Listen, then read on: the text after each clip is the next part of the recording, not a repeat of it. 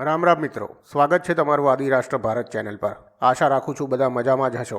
આ ચેનલ પર હું તમને મહાભારત સંભળાવું છું। મહાભારત એટલે જેવું બન્યું હતું તેવું જ, કોઈ પણ ભેળસેળ વગરનું। મિત્રો, જો તમે આ ચેનલ પર પહેલીવાર આવ્યા છો તો આ પહેલાંના બધા એપિસોડ પ્લેલિસ્ટમાં જઈને સાંભળી લેજો, તો આ એપિસોડ સમજવામાં તમને વધુ મજા આવશે। તો મિત્રો, જલ્દીથી વિડીયોને લાઇક અને ચેનલને સબસ્ક્રાઇબ કરીને બેલ આઇકન દબાવી દેજો। હવે હું શ્રી મહાભારતના આદિ પર્વમાં અધ્યાય 64ના શ્રી ગણેશ કરું છું। અધ્યાય 64। વૈશંપાયણ બોલ્યા, અનેક વાહન સહિત રાજા દુષ્યંત હજારો પશુઓને મારીને અને એક હરણનો પીછો કરતા બીજા વનમાં પ્રવેશ્યા। પોતે બળવાન હોવાથી મહારાજા દુષ્યંત એકલા જ થાકેલા અને ભૂખ અને તરસથી પીડાતા વ્યાકુળ બનીને વનને ઓળંગી એક મોટા ઉજ્જડ મેદાનમાં પહોંચ્યા। દુષ્યંત રાજા તે મેદાનને પસાર કરી સુંદર આશ્રમોવાળા, ચિત્તને આનંદ આપનાર તથા મનોહર અને ઠંડી હવાવાળા એક બીજા વનમાં આવી પહોંચ્યા। તે વનમાં ખીલેલા પુષ્પોથી વૃક્ષો ભરચક હતા અને ધરતી ઉપર લીલી લીલી હરિયાળી હતી।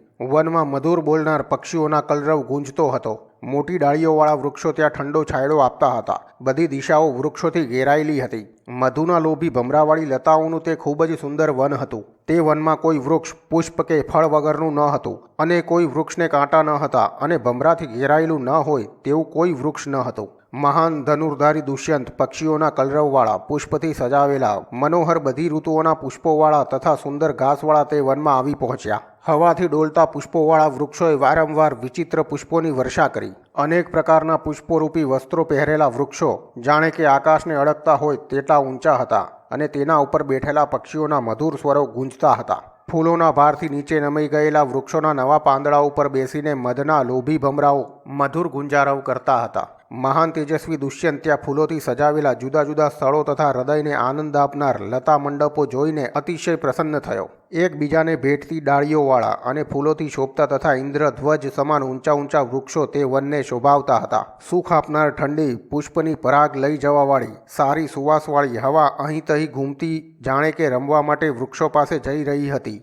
રાજાએ આવા અનેક ગુણવાળા ફરકતી ધ્વજાની માફક ઊંચા વૃક્ષો તથા નદી કિનારે આવેલા સુંદર વનને જોયું। પ્રસન્ન પક્ષીઓથી મુક્ત તે વનને જોતા તે રાજાએ એક સુંદર મનોહર શ્રેષ્ઠ આશ્રમ જોયો। સુંદર વૃક્ષોવાળો, પ્રજ્વલિત અગ્નિહોત્રના અગ્નિથી શોભતો, યતિઓ, વાલખિલ્યો તથા મુનિઓના નિવાસસ્થાનવાળો તે આશ્રમ હતો। અનેક અગ્નિશાળાઓથી શોભતા, ફૂલોની શૈયાથી સુસજ્જ અને નદીના વિસ્તૃત મોટા કિનારાથી તે આશ્રમ ખૂબ જ સુશોભિત લાગતો હતો।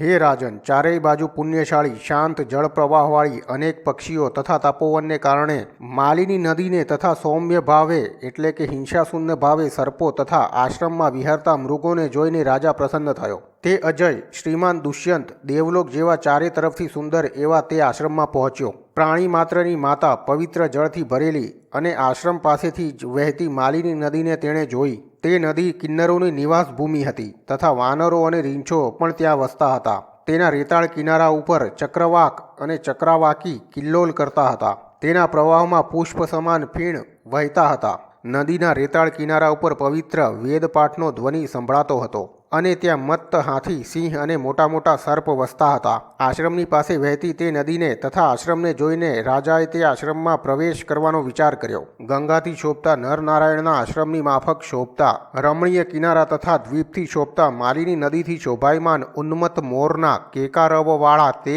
મહાન વનમાં રાજાએ પ્રવેશ કર્યો। ચૈત્ર રથ જેવા સુંદર તે તપોવનમાં પ્રવેશી અતિશય ગુણવાન, અમાપ તેજસ્વી તપોધન કશ્યપ ગોત્રીય મહર્ષિ કણવના દર્શન કરવા માટે તે રાજાએ હાથી, ઘોડા, રથ તથા પદ્ધતિથી પરિપૂર્ણ સેનાને વનના દ્વાર ઉપર ઊભી રાખીને તેમને કહ્યું, મિત્રો, અહીં ચિત્રરથ એટલે ચિત્રરથે બનાવેલું કુબેરનું તપોવન એમ માનવો। હે સૈનિકો, હું રજોગુણ રહિત તપોધન કશ્યપ કુળમાં ઉત્પન્ન થયેલા મુનિવર કણવના દર્શન માટે જાઉં છું, તેથી હું પાછો ફરું ત્યાં સુધી અહીં રહો।